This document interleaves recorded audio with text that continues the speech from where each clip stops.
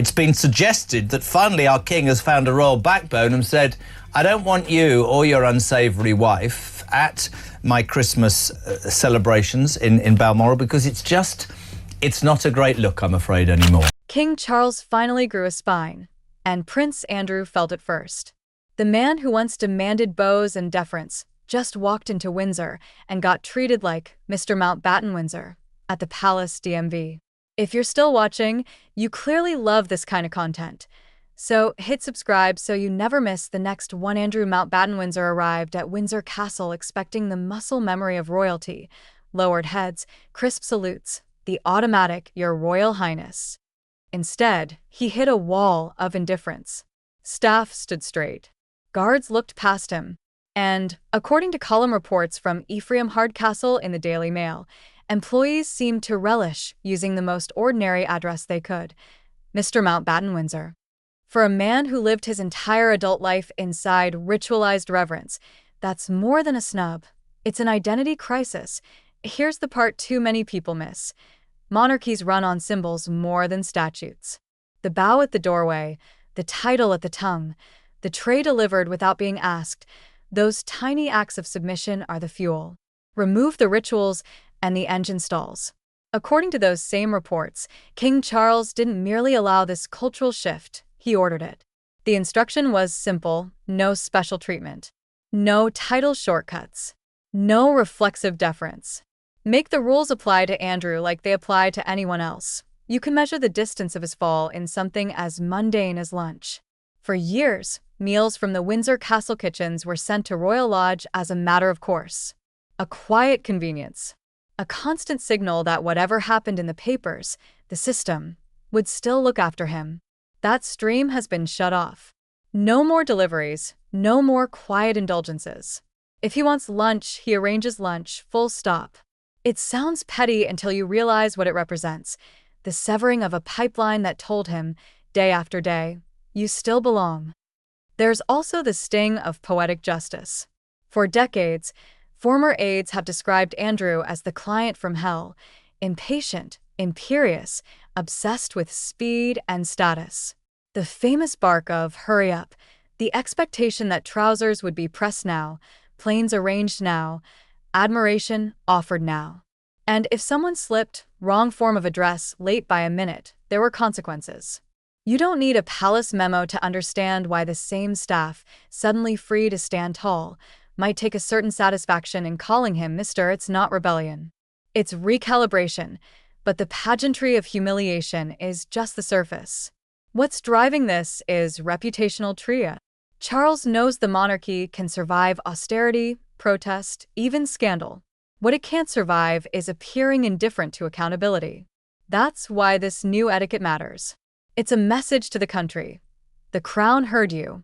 This isn't a family protecting its own at any cost. This is an institution setting boundaries, even when it hurts.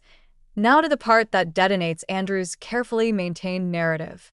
Reports have circulated of emails said to involve Andrew and people in Jeffrey Epstein's circle, emerging well after the point at which Andrew publicly claimed to have severed contact. If authentic, as outlets have suggested, those messages don't read like the words of a man serene in his innocence. They read like panic, scrambling for statements, insisting on distance, coordinating responses, pleading for reputational air. The calm, measured tone from that infamous BBC interview, the Pizza Express alibi, the sweat talk, the theatrical composure, looks very different if, behind the curtain, the correspondence was frantic. These reports, if accurate, don't merely nick his credibility, they gut it. They transform a foolish royal who stepped back into someone allegedly still entangled, still maneuvering, still trying to outrun the blast wave.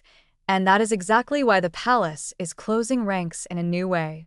Titles stripped, roles erased, public engagements gone. Now the social oxygen, deference, kitchens, courtesies withdrawn. The destination being discussed by royal watchers is even clearer: a smaller cottage on the Sandringham estate, described as internal exile. Not a prison, not banishment, but a deliberate shrinking of footprint and influence, far from the gravitational center where cameras, courtiers, and crises collide.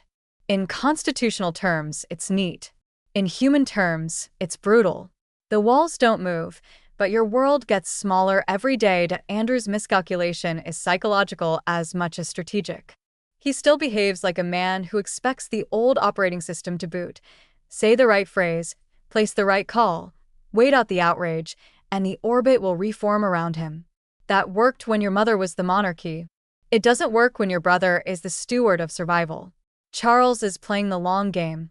Protect the core by cauterizing the wound, no matter how close to the bone it is. Look at the pattern that got us here. The institution offered cover for years because that's what institutions do for princes. Then came the lawsuits, the settlements, the disastrous interview, the reputational mushroom cloud. The Queen applied a velvet brake. Charles applies a steel one.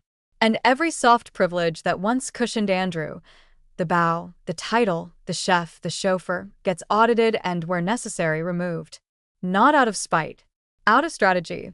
It's also why the staff shift is more than gossip. In palaces, culture is policy.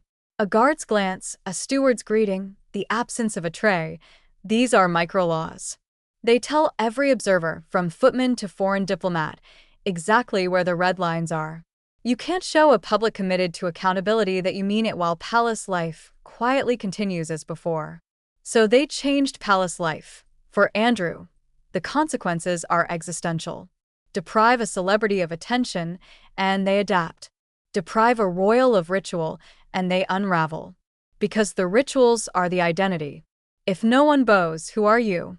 If no one says, Your Royal Highness, what are you? If the kitchens don't send lunch, where do you fit? You can move a man's address in an afternoon. It takes much longer to move his self-definition. Now, about those reported emails, because they're the hinge. The reason they matter isn't just what they may contain, it's what they represent. Paper trails outlast palace statements. Aides can be discreet. Servers are not. If communications exist that contradict public claims about when ties were cut and how distant relationships really were, then the narrative shifts from unlucky and unwise to in denial and in deep. And that forces the monarchy to move faster and further to protect itself. Remove ambiguity. Remove access. Remove the idea that the institution is still quietly propping him up. This is why you're hearing phrases like, no path back. It's not a punishment with an end date. It's a conclusion.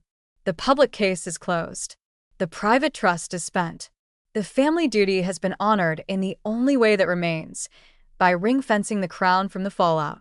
Internal exile is just the practical expression of that reality. Where does this leave Andrew? With 3 choices, none of them good.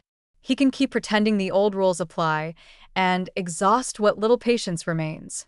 He can fight, legally, publicly, logistically, to hold on to properties and perks and guarantee a drip feed of unflattering headlines.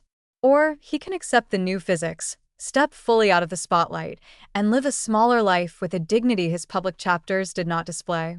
The last option is the only one that stops the bleeding.